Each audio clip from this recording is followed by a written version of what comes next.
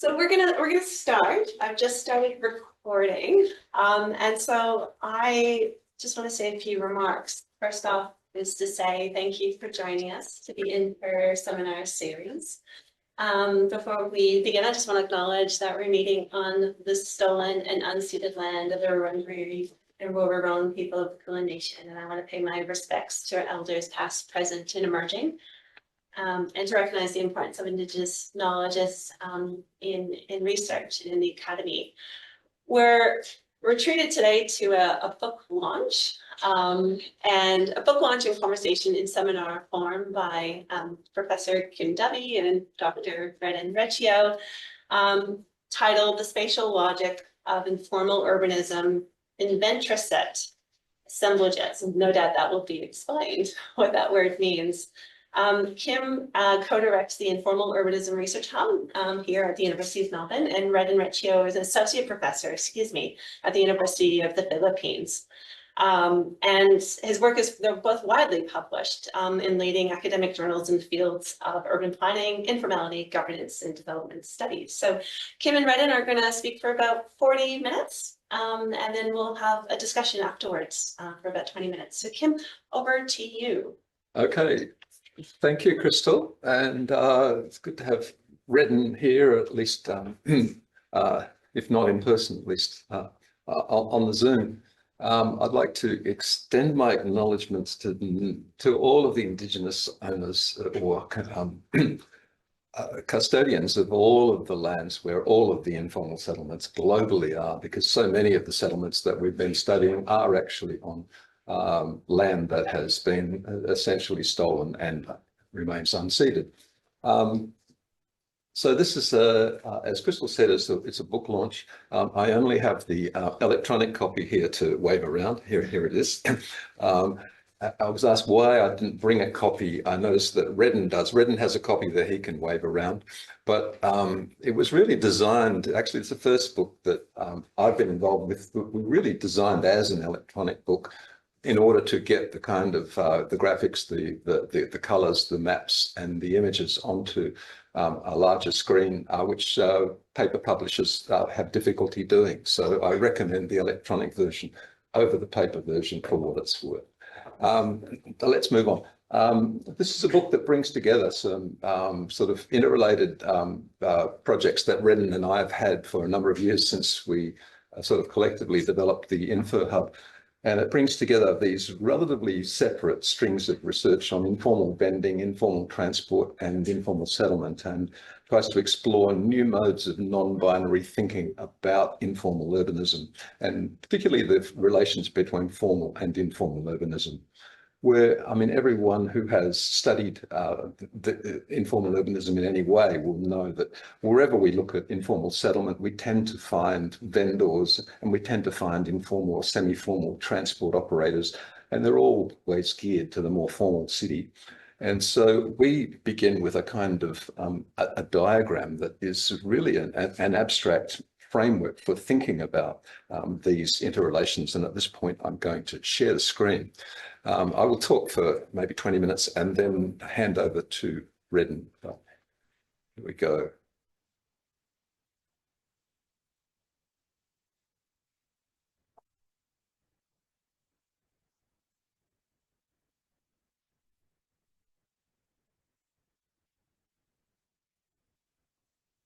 Okay.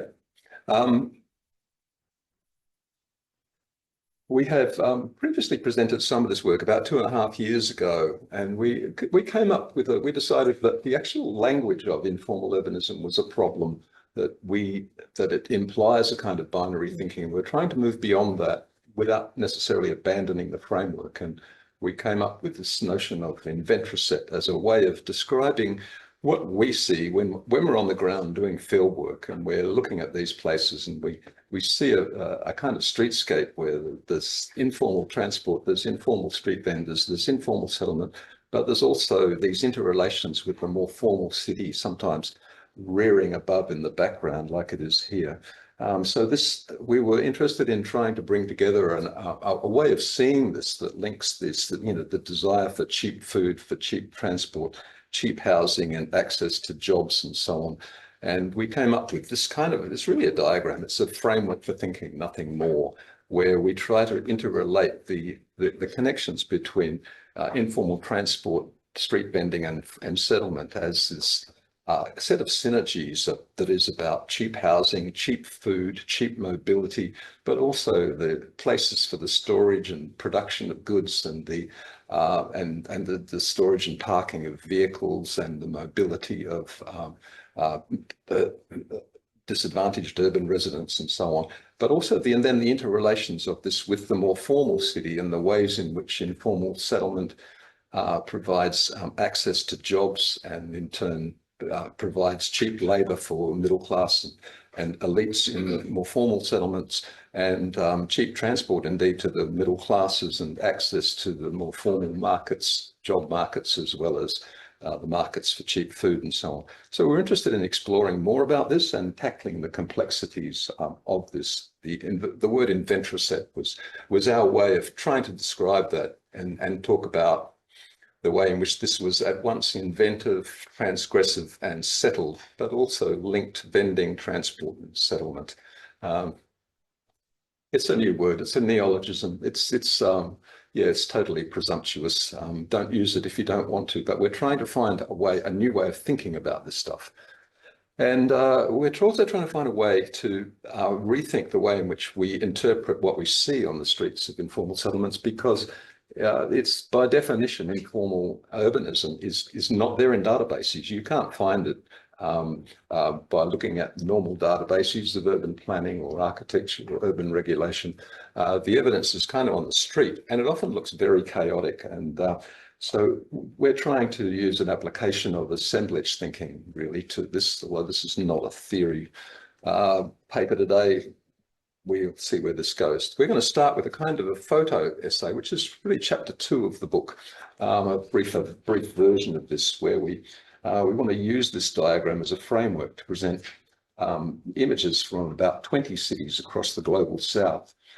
These are impressions of cities that seem chaotic and illegible, but our goal is to read the social, spatial and economic logic beneath these street scenes. There's no suggestion here that what is visible provides more than a glimpse into the complexities, and they're limited by our travels and understandings.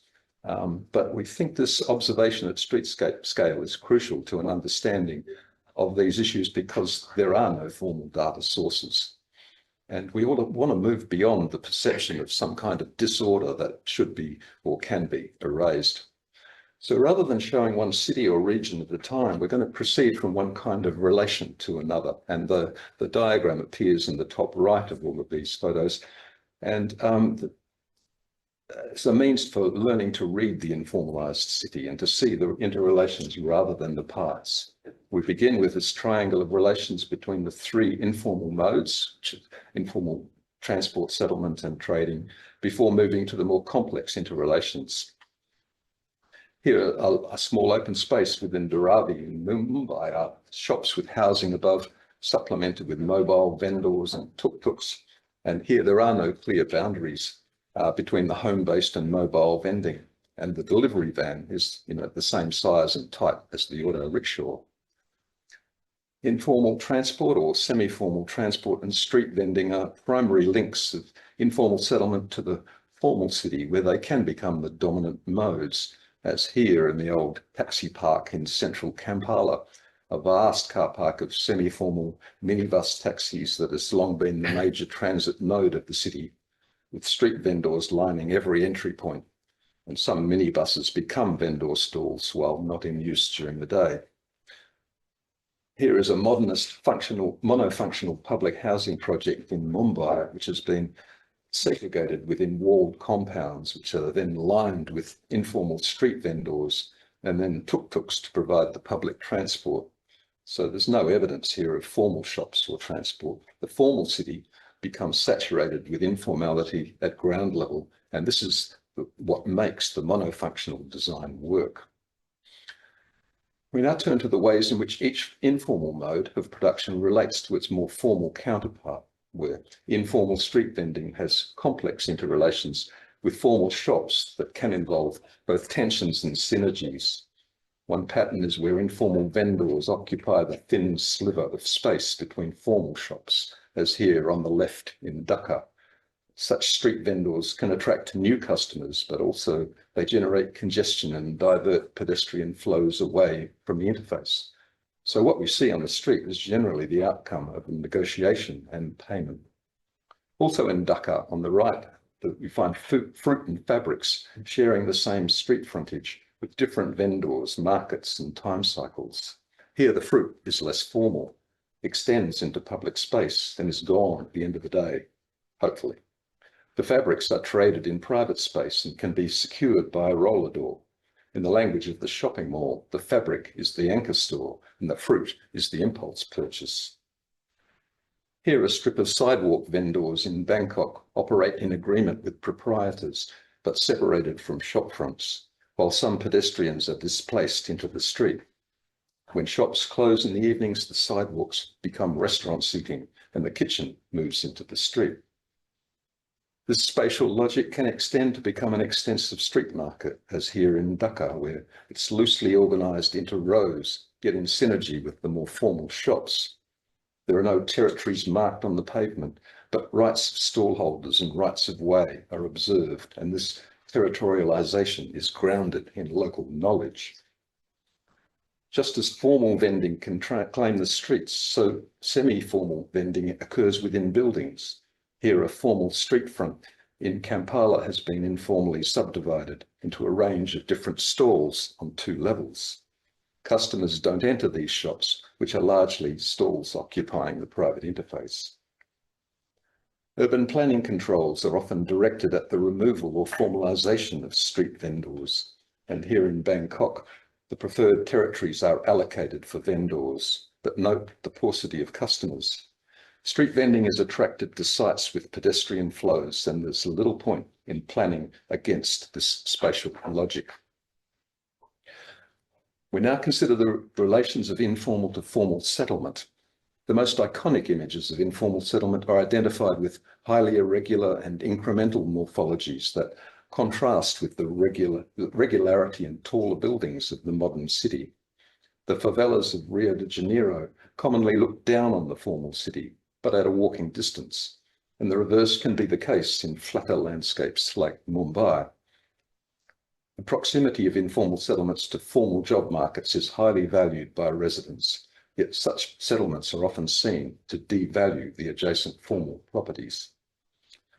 This leads to a logic where informal settlements need to be close to their formal markets, yet hidden or camouflaged. Here is a riverscape in Jakarta that is largely invisible, yet walkable from formal developments nearby. It's not that the state is ignorant of these settlements, rather that the relative invisibility enables a blind eye to be turned.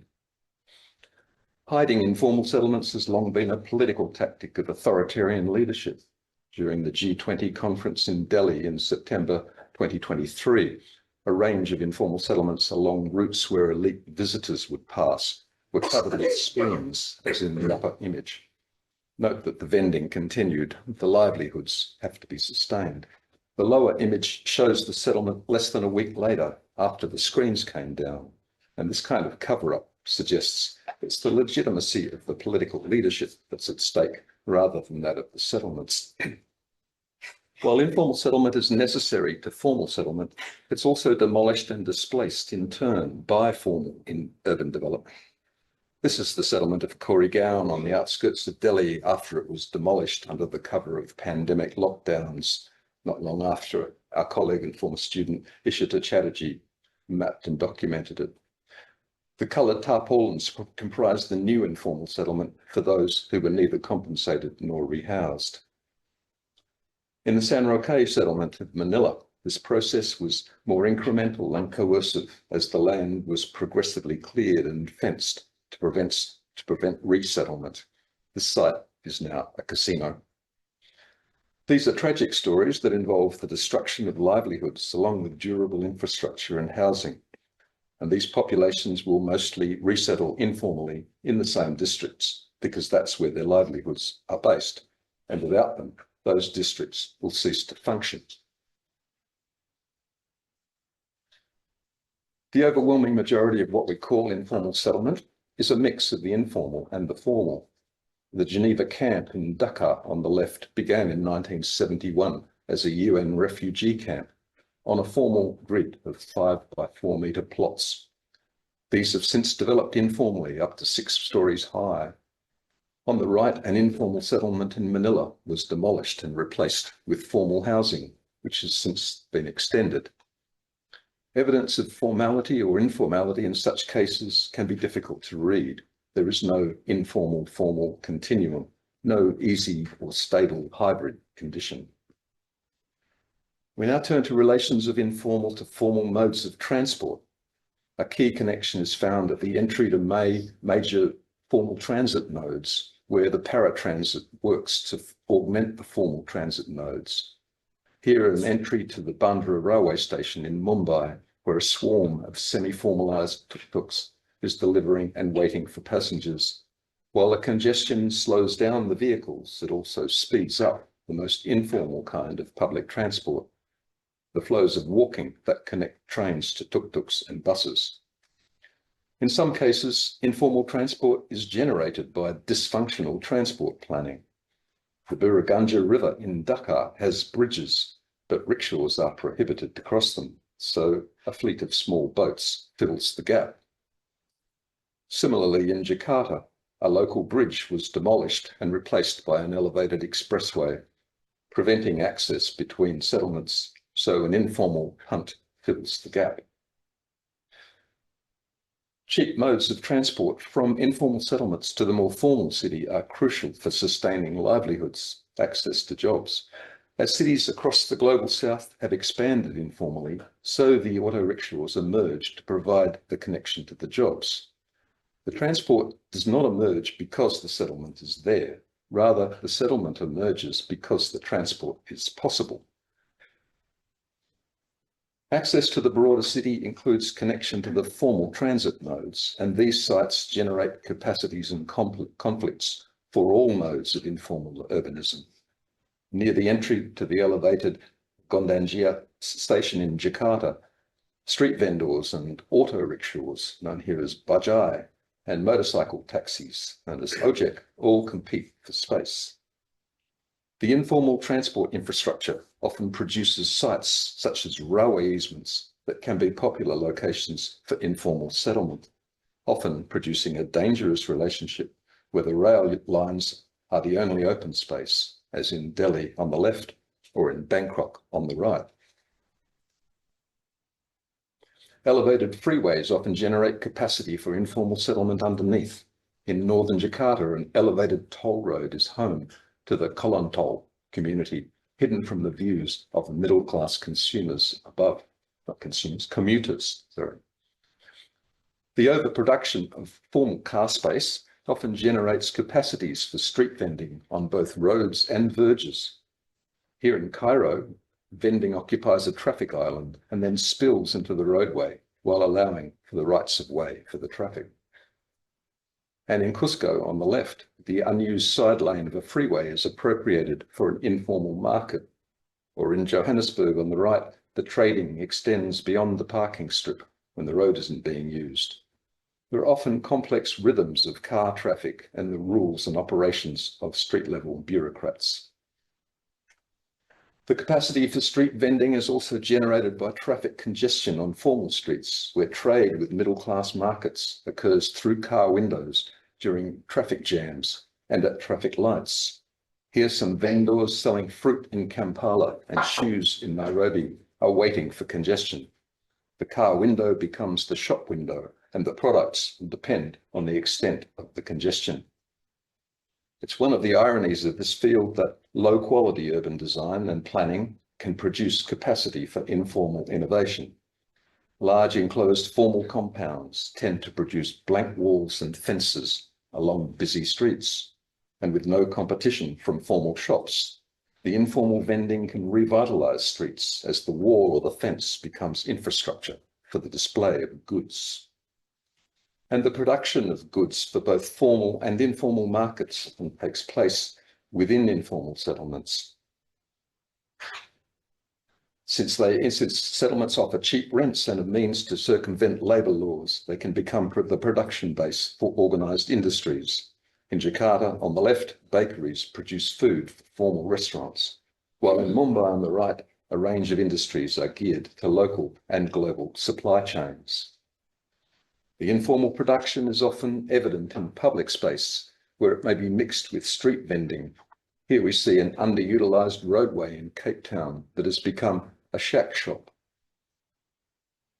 It's producing and selling prefabricated panels from which shacks can be built in a day. The product is the informal settlement, and it's visible in the background. The image of informal settlements can become products in a global tourist market. Favela tours, whether led by residents or private operators, have long been on the tourist agenda in Rio de Janeiro. An anonymous painting sold in a favela on the right depicts the settlement with a stairway rising vertically through an abstract field of colour, lines and dots.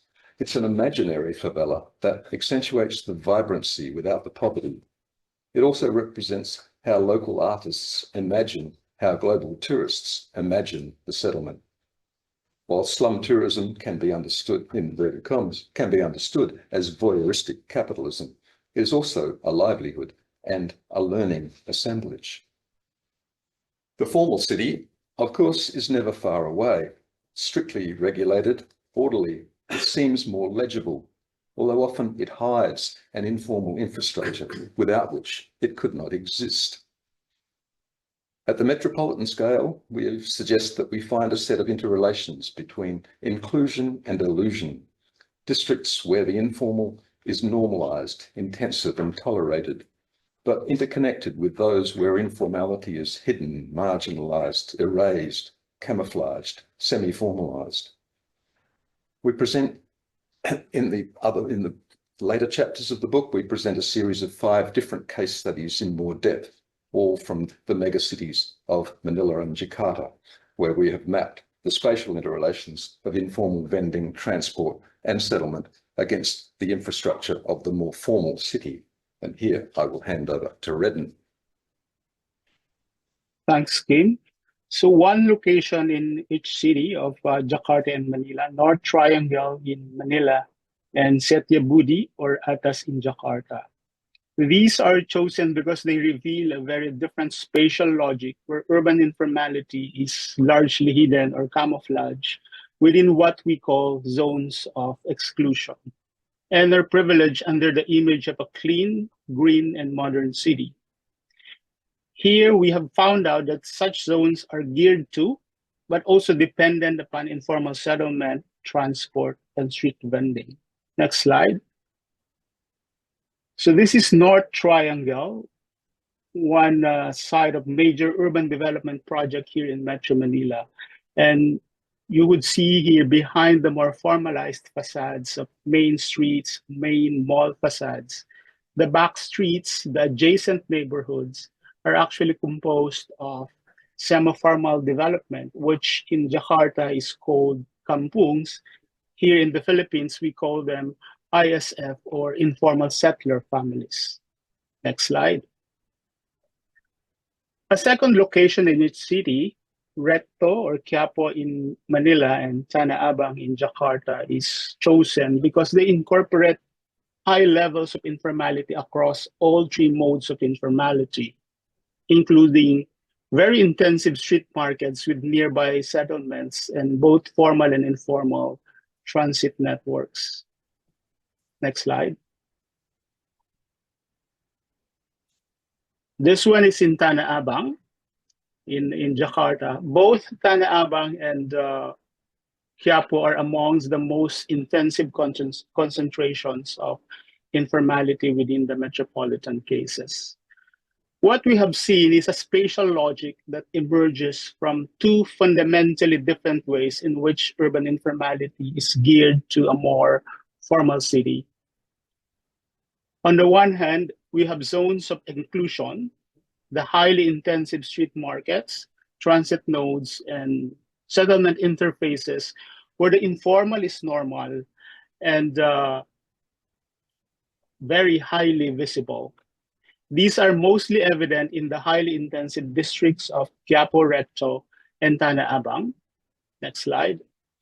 On the other hand, we have also found extensive zones where informality is virtually integrated but marginalized, hidden or camouflaged, constructing an illusion or image of formality that is mostly evident in North Triangle and Setiabudi districts. In the inclusive districts, we found informality as the primary mode of production, and the intensity of street life is highly visible. In the more formalized districts, encompassing both elite enclaves, sanitized, and heavily guarded public spaces, these are best understood as zones of illusion or camouflage, where images of formality operate as a cover for informal modes of production. Next slide. And this spatial logic also manifests on a vast university campus in Metro Manila. In chapter 4 of the book, we present the case study of UP Diliman, the flagship campus of the University of the Philippines system where I currently teach.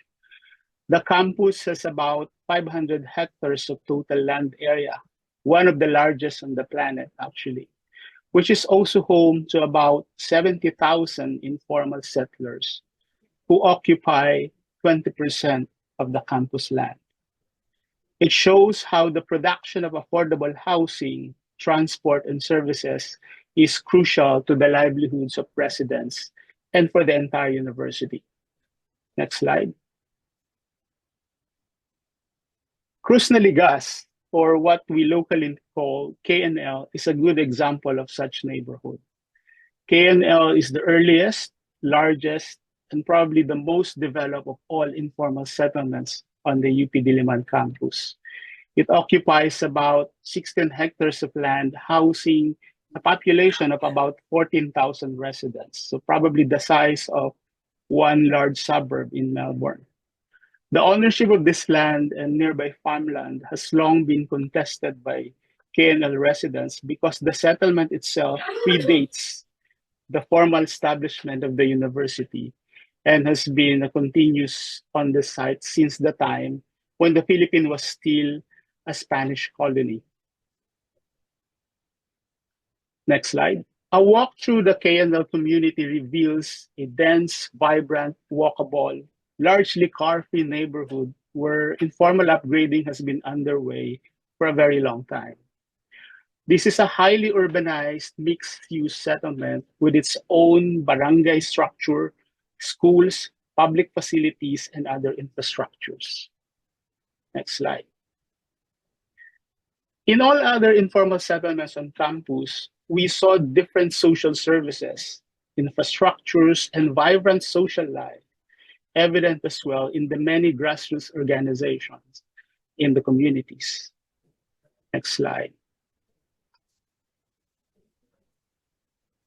The other thing we wish to emphasize here is that informal settlements on this campus, as elsewhere, emerge and thrive here because this is where they can establish an economic foothold in the metropolis. Livelihood in the context of informal settlements on campus is a very complex concept. It includes access to formal jobs and all kinds of employment, mostly informal livelihood activities, but also the capacity to find or field affordable housing, to establish or enhance social networks, and to start new enterprises to find affordable transport. All informal settlements on the campus are geared to livelihoods in different ways, but what we have found out are three dominant modes of informal livelihood: vending, informal transport, and of course, rental housing. This figure on the slide, next slide, shows how the UP Diliman is framed, next slide, by a ring of informal urbanism, such as informal transport routes and channels. Without these semi-formal transit modes of jeepneys and tricycles, the local informal transport modes. Mobility on and around the campus and even within the adjacent urban districts would be paralyzed. Next slide. Now, this is a mural that appeared in 2021 on Arboretum Road near Pechayan. These are all informal settlements on UP campus, which shows the links between the issues of the university around social justice, the protection of the rights of informal settlers, and the sustained resistance of grassroots communities to eviction. It captures the enduring problems of many local workers and residents of informal settlements in UP Diliman. While the university has full planning control over informal settlements on its campus, they are ill-equipped to actually manage what has come to be a small city. Therefore, it's very important to engage grassroots formations in identifying and enhancing community assets that are often unrecognized by authorities. In another publication, we have outlined some development planning options that are embedded in the precarity, but also possibilities offered by different modes of informality on UP Diliman campus. We touch on the importance of understanding and framing such possibilities in the remainder of this presentation. Kim, back to you. Okay, thanks, Reden. We now want to return to the diagrams that have accompanied all of these case studies and the photo essay, and where we've presented a total of 27 different diagrammatic formations. And here they are arranged as a loose field of opportunity, of possibilities. At the bottom, we find the base triangle of informal vending, transport, and settlement. And as we move vertically, we can see how various connections to the formal city produce a broad range of diagrammatic patterns. As we move from left to right, we run from simple to more complex diagrams where 3 or more modes come into play. And there are many topological similarities between adjacent diagrams, but also many differences within each configuration as the synergies and tensions play out in different contexts. The composite diagram shows the intensity of the arrows, indicating the frequency of their recurrence. The key to rethinking informal urbanism, we suggest, is to stop seeing either informal or formal as autonomous or independent. We argued earlier that inclusion and illusion are different ways and degrees to which formal and informal are spatially and functionally integrated. And we now want to explore this assemblage through a series of 4 different but overlapping lenses of critique.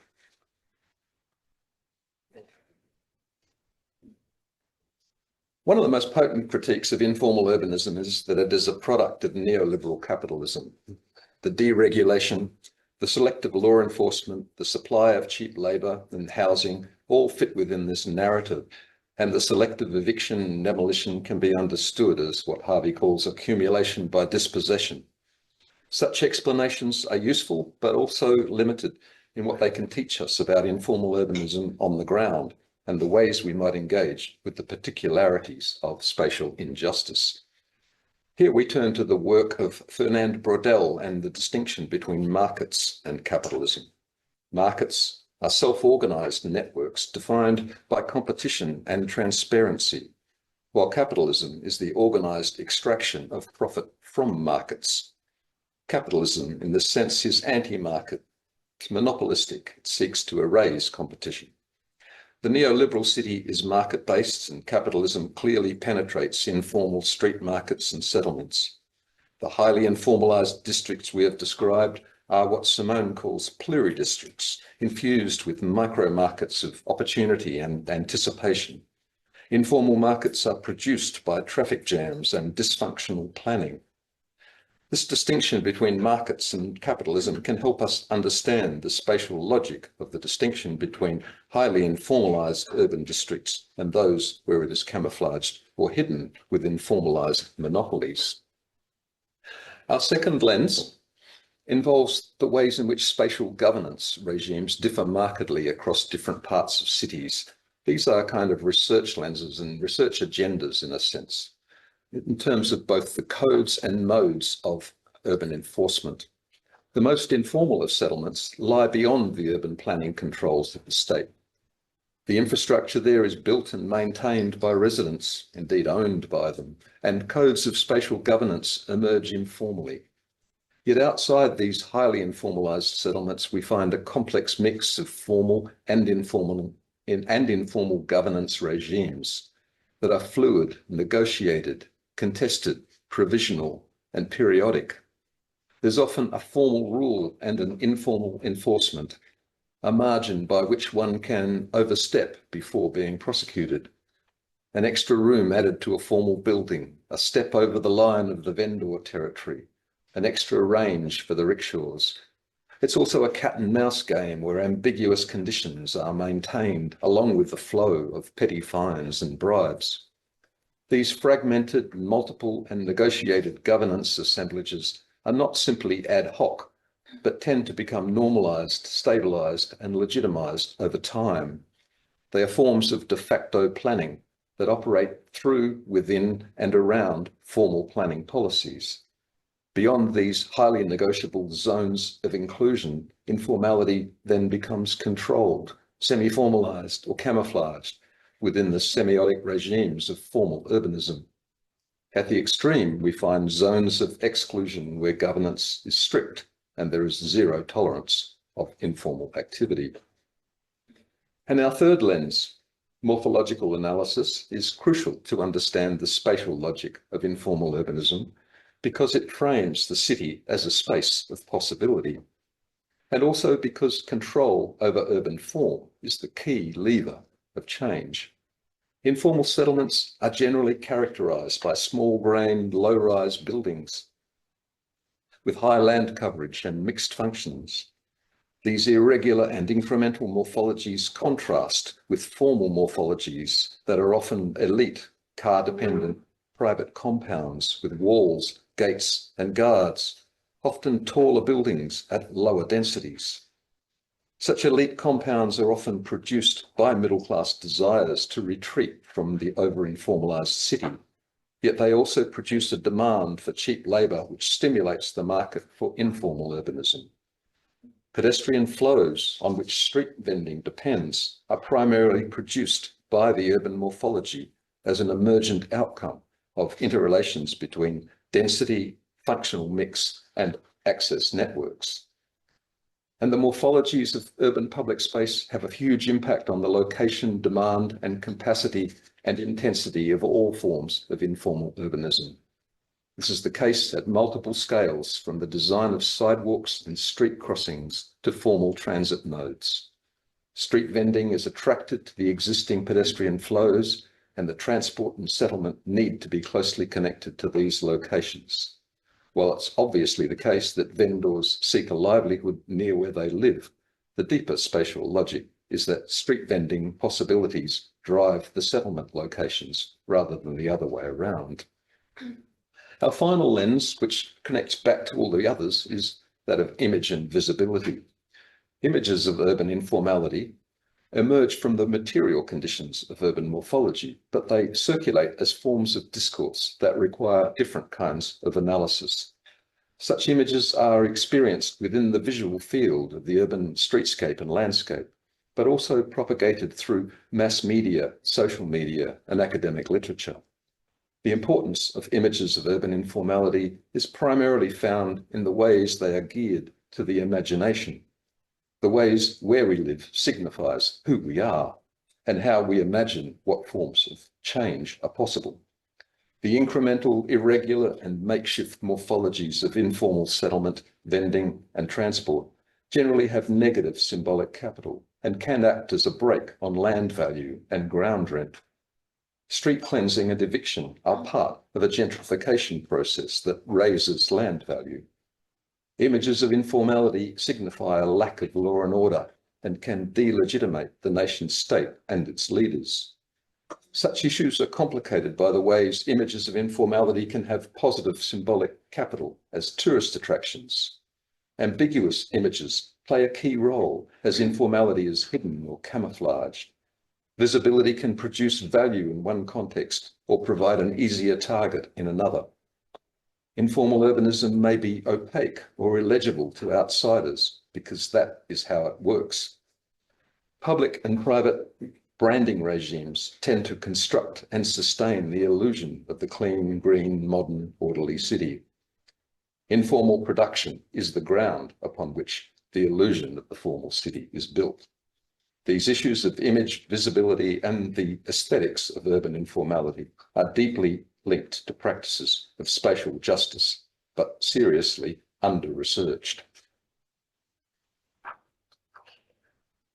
Amartya Sen defines justice not in terms of some ideal to be imposed, some kind of plan to be imposed maybe, but in relation to the real and immediate injustices that surround us. This leads to what is known as a capabilities approach to questions of justice and development, based on rights to dignity and livelihoods. Capacities for spatial change are deeply enmeshed in the capabilities of people to sustain their livelihoods. For Amartya Sen, justice then is not this ideal to be imposed like a formal plan, but an engagement with the real injustices that we can see around us, or indeed those that have been hidden just beyond our view.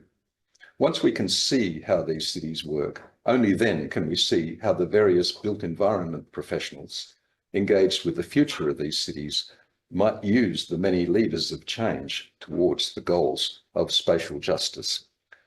Thank you very much, and we'll be happy to take some questions. Thank you, Kim, and thank you, Reden. We've got time for questions and discussion. I've asked those who are joining us online to post your question in the chat, or at least raise your hand. Kim's hand's been raised for much of the presentation. It's the AI function. Questions? Anyone, comments, questions? Yeah. Please. Thank you for the presentation. I think I had a privilege to read this book before it got officially published. What I find interesting is this idea of zones of inclusion and zones of exclusion. And where, as far as I understand, zones of exclusion are where those connections of that diagram, zones of exclusion are forbidding of those connections to happen, or at least from them appearing in the public. And it seems like talking about capital and modernity and modern urban planning, the city goes from zones of inclusion to these zones of or enclosures of exclusion. Are there any examples where does this also go the other way around? Are there examples where zones of exclusion also open up? I don't know if Reden wants to have a go at that, but I'll have a go. I don't think that's a fair account of how we're trying to define the zones of exclusion. We're not saying that that those connections are closed down. We're saying that they're hidden, that they're camouflaged, that the idea that that's there is excluded. So in a sense, these are zones where there is the attempt to exclude informal urbanism. But we're not just visually, but in every way. I mean, the attempt to erase the settlements, to demolish them, to displace them to the urban fringe, to push it. But we're suggesting that is at the same time an illusion. So these, it's a complex question to answer, because we're trying to move beyond the kind of binary thinking that says that things are either excluded or not. So Can I add to that? Yeah. Okay, Reden, sorry. Yes, please go. Yeah, just to give you a concrete example, in the global city districts that we presented, the idea is that, if you try to regulate or contain some of the informal livelihood activities, it would attract foreign investors, even local investors, because zones of exclusion are also an attempt by the local government to somehow create an impression that they are in charge, that they are in control. So it's also a bit illusory because even in some sites where they seem to be successful, when you look around, you would see some hidden or camouflage spaces where informal economic activities actually thrive. In many kampung settlements in Jakarta, some of them, Kim and I were able to visit 2, 3 years ago. We were actually astonished to find out that these are very close to the global city urban districts of Jakarta. So it could be within the 1 kilometer radius, but it's still there. It's an illusion because even if physically or spatially they're able to enforce highly regulatory interventions, the political and social relations are still there. You cannot erase them. So that's why the task really is to go deeper, to continue this kind of analysis and investigation that we've started. Thanks, Reden. Thanks, Kim. Thanks for the question. Rana, could you- Yeah, so just adding to like, yes, governments, they do attempt to, kill the informal settlements in many ways for making the cities more beautiful. But then I think informal settlement or informal vending especially is an organism that always resurrects. It never dies. You remove them from one place and citizens somewhat help them. And some of the, it's just a comment I'm giving, that some of the reasons which it happened are also very natural, like maybe disasters, some urban disaster or something. Like the fire, the largest flower market of Asia, which is Mallikarjun Bazaar in Calcutta, it caught fire. And then, so all the formal shops were burnt, and informal vending actually gave the choice for the people to continue their livelihoods. And in many cases, I have seen that the other natural instinct is that the citizens' preference, is like you said, that cheap availability of products and services. Other than that, I think safety is a major issue, which I remember that there was one operation in along Lodhi Road in Delhi, which is a very posh area, government offices. But then there are these high walls along which all the informal vendors were there, so they were all driven out. After which the citizens started complaining that women cannot walk in those streets at night. So before the CCTV, it was informal vending, watching over.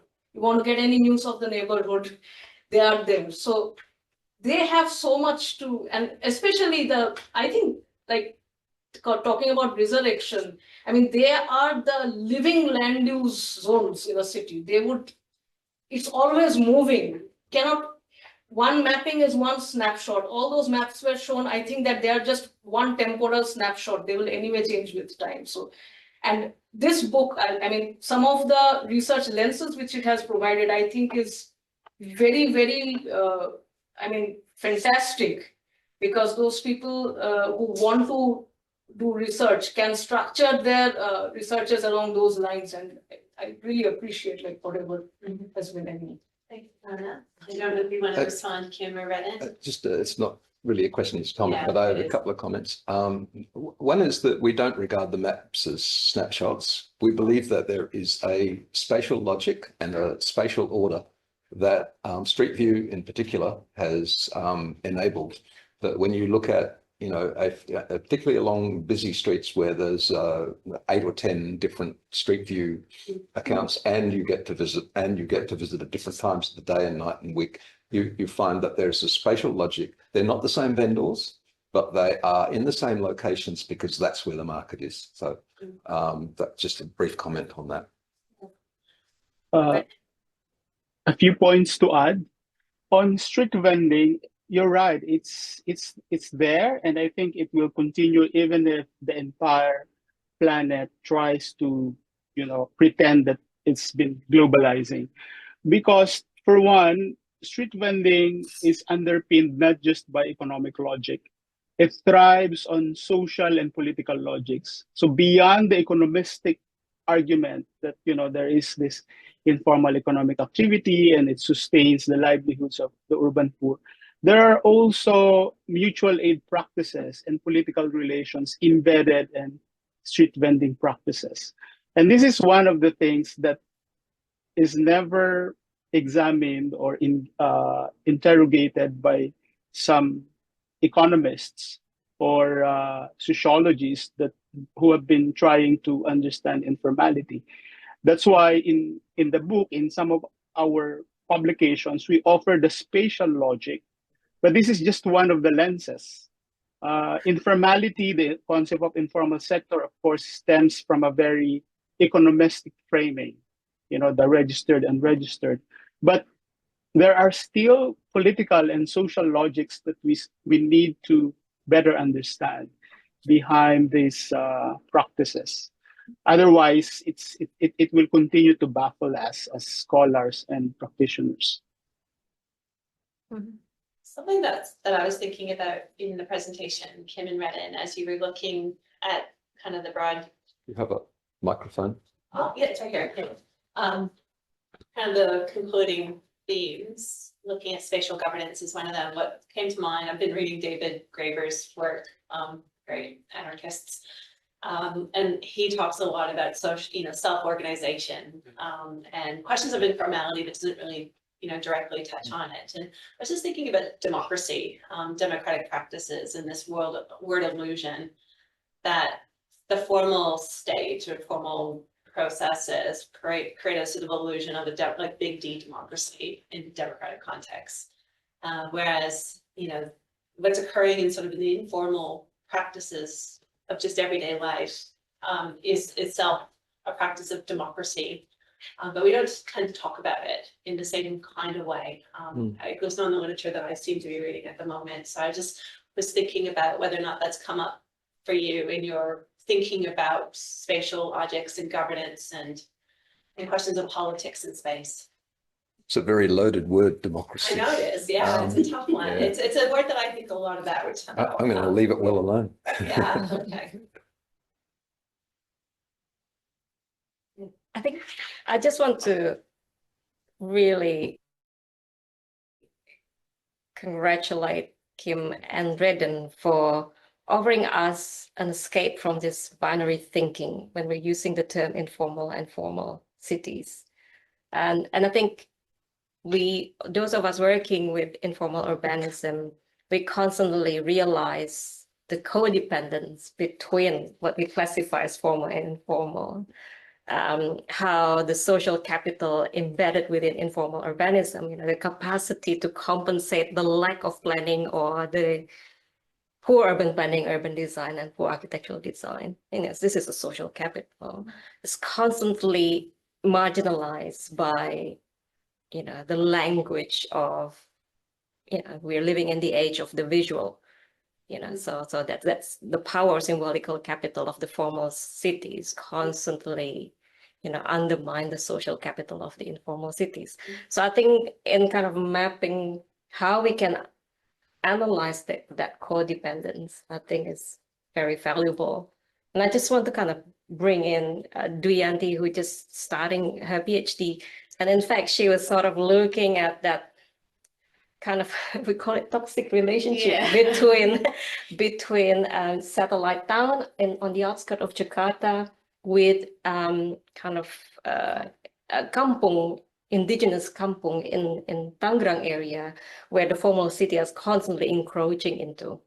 And it is sort of the tale of survival, toxic relationship, because in a way, the inhabitants of the kampung also benefit from the expansion of the formal cities, because all of a sudden they can work as cleaner, as driver, and security, I'll hand it over to you if you have any question or comment. Thank you very much, Kim and Reden. I really enjoy your talk. I appreciate your book. I think this is will be useful for my project. I will do research about kampung, but not in Jakarta, but in the outskirts of Jakarta. So I will look how the kampung struggle with the new town development in Tangerang. So based on my preliminary observations, the kampung in Tangerang is both vulnerable and also a benefit by the new town development in Tangerang. So that's from my perspective. So it's no question, but I would just comment that Mandy, when I was doing a quite different project with Mandy in Jakarta, was when she introduced us to one of the most potent little anecdotes, which is in the book, which is at the junction between the Setiabudi and Atas area. What's it called? Something Centrum, the big shopping mall complex, and the junction. Epicentrum, that's right. And that there's a fence with a gap that wide, and one person can get through it if you turn sideways, and you can't get a vending trolley through it. And it's such a sharp disjunction, and it's such a clear. Sometimes the city teaches us lessons if we are just aware enough of and to look, but then it takes a whole lot more work to actually develop that and go beyond that and look at the larger context as well as the micro scale.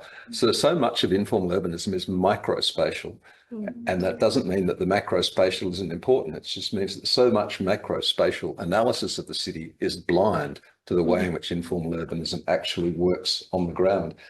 And that is of such supreme importance to those who hold the local knowledge about where the best vending sites are and how early you've got to get there to grab it and so on. Crystal? Yeah, go for it. Yeah, I'd like to briefly engage with your concerns, questions around democracy and informality. And I think, practices of informality are enriching democratic praxis in three ways. One, of course, is when we talk about informality, this is a form of whole-scale resistance to the prevailing order in many global South cities. The way exclusion has been happening in many of these spaces, and the process of insisting and trying to insert themselves in a very exclusionary urban environment for me is a good takeaway from all the visits I've done in many of these urban sites. Second, in one of the chapters of the book, we introduced the notion of institutional bricolage. The different practices, processes of trying to improvise, trying to combine institutional, political relations and arrangements because of the need. We saw the need, or citizens engage with the state and state officials. And then, of course, that engagement produces something. It could be in the form of legal accommodation, institutional arrangements. So that kind of institutional bricolage for me also enhances, enriches practices of institutional democracy. And in turn, these negotiations and political accommodations have spatial manifestations. So for instance, in the case of Metro Manila, I've been monitoring the case of Metro Manila Vendors Alliance, who has been for decades engaging with Quezon City government. So every Christmas season, they would negotiate for what we call the holiday season. Holiday season meaning there would be no eviction. Vendors would be accommodated. They are afforded designated space so they can vend. And it has been institutionalized. So meaning from a very exclusionary space, they created a political arena in which to engage and to create spatial accommodation. So there's a lot to learn from these negotiations. Of course, they need to strengthen their political leverage in order for the Quezon City Hall, the city mayor, to listen to them. And these are, again, forms, practices of grassroots democracy that we need to better understand. So, yeah, thank you. Thank you, Reden.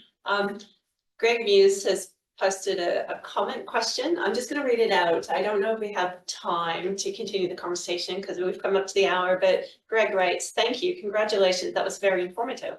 I was wondering whether you could comment on mapping or tracing a spatial logic associated with flows of desire to, let's say, hyperproximity and the socio-spatial material configuration at a micro level. So I think it's picking up on the comment that was made earlier. Don't know if you have time to respond, but maybe we take that on notice. And Greg, feel free to reach out to Kim and Reden. I don't know, Kim, if you have a quick response. I would say it's an interesting question. I'm not quite sure where the question's coming from. I mean, it's about mapping or tracing a spatial logic associated with flows of desire. Flows of desire, of course, is one of these phrases that's at the heart of Deleuzean thinking and assemblage thinking. And I think it's very hard to get inside things like intentionality and desire. And so I'm much more looking at the ways in which the city shows some evidence, or if you like, traces of those things. And I think that is what we're mapping. Yeah. So when we're mapping vending, I think we are trying to map flows of desire. I'm not sure. We're certainly not there. Yeah. It's an ongoing struggle to do this. It's hard. And yeah, so good question though. We're thinking about. Thanks, Greg, for your question. And thanks, Reden and Kim, for your presentation, and everyone for joining us today. Please join me in thanking Kim and Reden for their presentations. Thanks, everyone. It's nice to be virtually back in the Japanese room. Yeah, we're going to miss you at the pub. So anyone who's interested and able to enjoy live. Thanks, Reden. Thanks. Bye, everyone. Bye. Thanks, Kim.